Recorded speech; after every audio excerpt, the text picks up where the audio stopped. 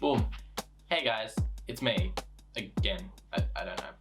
Anyway, I know it's been a hot minute since the announcement of the business back in July, but as I said before, stuff is happening. In fact, I was finishing something up recently, which kind of sparked up an interesting idea that I've been pondering on for a while now. I thought I'd share it with you all.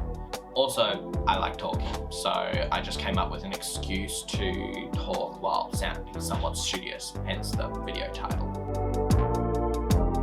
Now, the second question you may have on your mind is, Sam, what on earth do you mean by what defines a project? As I'm sure the first question is, Sam, I really want to work with you, but I have no idea how. The good news, I have answers to both those questions.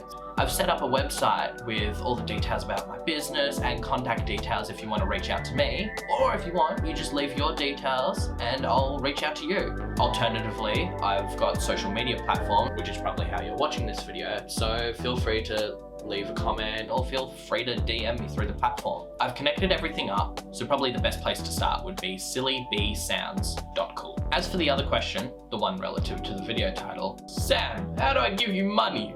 Here's my PayPal address. I guess I was just wondering about what makes a project a project. We live in a world so vast with so many contrasting ideas. These ideas transcend what used to be easily conveyed and sorted into categories, sometimes so much that it really seems topsy-turvy and can throw a lot of people off, so much that they just want to go into their little box of comfort and just ignore everything else. I came across this sort of controlled chaos, if that's what you want to call it, when the lead singer of a band I've been working with came to me and asked for assistance with a side project of theirs, where the music was similar to their band's work, but more laid back and more simple, since there was only one person doing it this time. Me, as I desperately needed the work, said yes without hesitation. Probably did also help that I've listened to some of the side project's previous work and we're old high school friends, so call it what you will. But upon discussing the project and listening to their songs, I quickly realized that this wasn't the kind of work I was used to. I'm usually used to doing things from the ground up, whether it's taking a band to a recording studio and recording the stems, or getting those stems off the band and mixing them, editing, etc. from scratch. But this wasn't anything like one of those projects. No, oh fuck, I hate this, cut it, alright. No, do it again. This time around, the projects, much like the music itself, was more simple, at least at face value. It was nothing like the other kind of stuff I've worked on where I followed my style of comfort, the rules I like. The first major thing to notice was that all the projects were in GarageBand sessions. Now, there's nothing wrong with GarageBand. If you know how to utilize it properly, you can pull off some amazing stuff. And anyway, as I'm in the early stages of my career, I just say yes, export the stems or find the raw files, put them in my DAW of choice, and just go to work. But upon closer inspection, things start to make sense, and not in the way I expected or wanted. Discussing what the artist actually wanted me to do with their work, they had already recorded stuff and given it their own mixing and sound design, and what they wanted me to do was basically re-record if necessary and mix and whatnot to make it ready for a professional release that I would do on the big time platforms. Basically, it was a cleanup job. As the artist had already done recording and sound design / mixing within the GarageBand sessions, and I didn't have the confidence to recreate it in my DAW with different plugins, I had to get out of one of my comfort zones and work with a DAW I wasn't awfully familiar with, GarageBand. Now, was this fun? Not particularly, no. Was it done in such an out-of-the-park way that it genuinely confused me at times? Yeah, definitely. Should I have turned down the project because of the hassle? Possibly. But am I glad I did it? Absolutely. In doing the project, I got out of multiple comfort zones. I can now faithfully say that I've worked with a type of music that I haven't done before. I've worked around a type of workflow that I haven't worked with before, and now worked on a DAW I wasn't awfully familiar with. Now, trying to bring things back, would I define this as a project?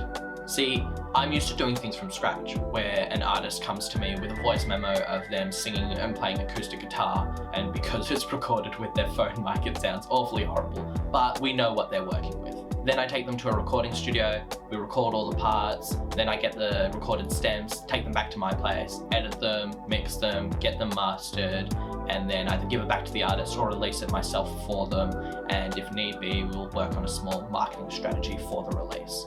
But that's not what happened this time round.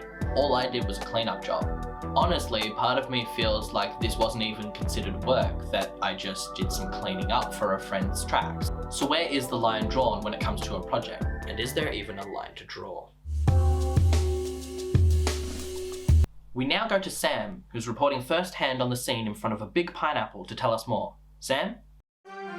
Thanks, Sam. Wait, why am I here? How does this relate to the topic? How does this relate to anything? I don't know, Sam. It just seemed like a good excuse to mix things up from all the talking. How on earth did this get past all the editing stages? Like, what? How is this even funny? Sam, I think you're cutting out. It sounds like the pineapple is rolling around and you're about to get run over by it. No, I'm actually fine. We don't have the budget to make the pineapple move. Also, why didn't you just do the big pineapple? This is just like a stock image of a pineapple, but just zoomed in really big. How is this funny? How do you expect to make money? And it seems like we've lost Sam there, sounding a lot like my distant family at Christmas gatherings. Anyway, what actually defines a project? Well, I think it's something that's subjective to everyone, and it really describes the type of person you are and the way you look at things and what you want to work on. Someone like me, who has a newborn business and would take up anything and everything, would consider this work a project, as I did when I started re-recording things. As someone else who only works with the best of pop music would look at this and consider it a hot mess, wouldn't even give it a second look. Someone like me, who does all types of work, recording, editing, mixing, etc., this falls under my scope of work. Whereas a mastering engineer, they would kindly, if not forcefully, hand it off because it's just not for them. So many steps need to go through before it's actually ready for a mastering engineer to work on. Which, I guess that brings up the next question. Can it still be called a project, even if it's not your project? You'd say the simple answer is yes, that work is still work even if it's not your work. But if I'm being honest, I think that some people subconsciously would no longer look at it as work once it's out of their line of sight. There's always exceptions to every rule, but for the most part, you wouldn't look at it as work if you pass it off back to the artist or give it to another engineer. Okay, going back to the mastering engineer example then, if someone were to give a mastering engineer the album that I was given, how would they react? Like I said before, they'd turn it down because it's just, they can't work on it almost because other steps need to happen before it's actually ready for them. Now in that situation, would the mastering engineer still consider that work a project?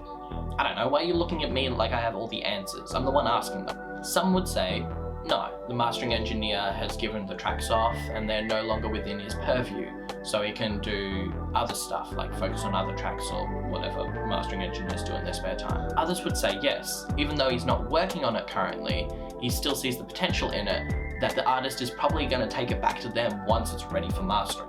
I guess depending on how you look at it, really describes the kind of person you are. For people that would say no in that situation, I'd probably see them as a systematic type of person who prioritizes things and looks at what's directly in front of them. For people who'd say yes, I'd probably consider them opportunistic, who find the positive outcomes in any and all things. Now, is there a better type of person? Not really. I'd say probably the best thing would be a mixture of the two. Hope for the best, prepare for the worst, if you will. But again, I'm the one asking the questions, so my opinion doesn't really count for much. As well as the previous sub-question and example, I think the idea of subjective nature and definition of character can really answer this query in its entirety. Going back to the hot mess example of the tracks that I've been working on recently, you could say that someone that said yes would be considered opportunistic, but you could also say they're desperate for work or overly hopeful. You could say that someone would say no to that example is systematic, but you could also say they're lazy or they're scared of trying new things. Maybe there is no one line to draw. Maybe everyone has their own lines to draw, and it really, again, describes the type of person you are. And I guess this can fall more openly into other art businesses, as well as service-based industries in general, going as far as like tiling and carpeting.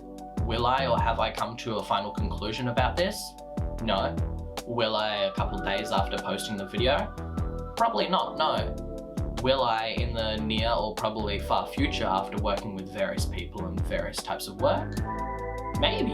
It's a really good thing to just think about every now and then, you know? But in all seriousness, I'd love to hear your thoughts on it. Engage in any way you want, really. Leave a comment or DM me with your thoughts or feed pics, or if you want, assassinate the Duke of Edinburgh. I don't care, really. Oh, I just realised we could have looked up the definition in like a dictionary. Why didn't we do that before? Project. Noun. An individual or collaborative enterprise that is carefully planned to achieve a particular aim. Okay, that's actually a really good definition. We should have just gone with that at the start. I should have mentioned, actually, as much as I was undercutting my work on the artist's album, I did also help with the release, including cover art and setting up social media platforms for them so they could talk about the album once they release it.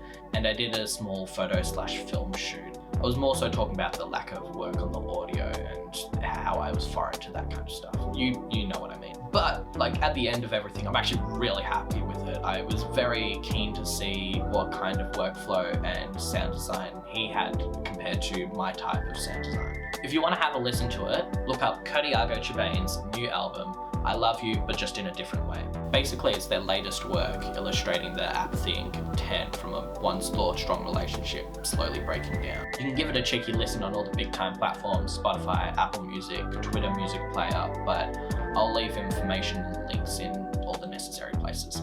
Anyway, bye bye.